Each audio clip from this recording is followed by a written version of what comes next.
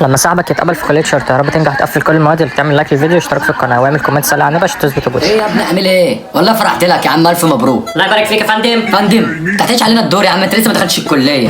انا باخد على الستايل الجديد بقى. ماشي يا عم براحتك، كده كده هتفشخر بيك الشهيد راح الشهيد جه. مانجا يا ابني، انا عايزك تفهم حاجه واحده بس. ايه هي؟ احنا كلنا فدا للبلد. لا انت بقى مش انا. السلام عليكم. عليكم السلام يا بابا. مش تعرفني على صاحبك يا ابني؟ جندي مجند فارس محمد علي يا فندم. اهلا يا حبيبي. هو صاحبك ماله؟ فارس صاحبي يا بابا، اتقبل في كليه الشرطه. انا عايز بس اقول لحضرتك على حاجه مهمه قوي. اتفضل يا ابني. احنا كلنا فدا للبلد.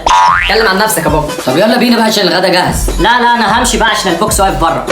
يا عم بوكس ايه، ما تخف بقى. طب قبل ما اكل لازم اقول لكم على حاجه خطيره. ايه في قناصات ولا ايه؟ احنا كلنا فدا للبلد. سلم على الشهداء اللي معاك، سلم على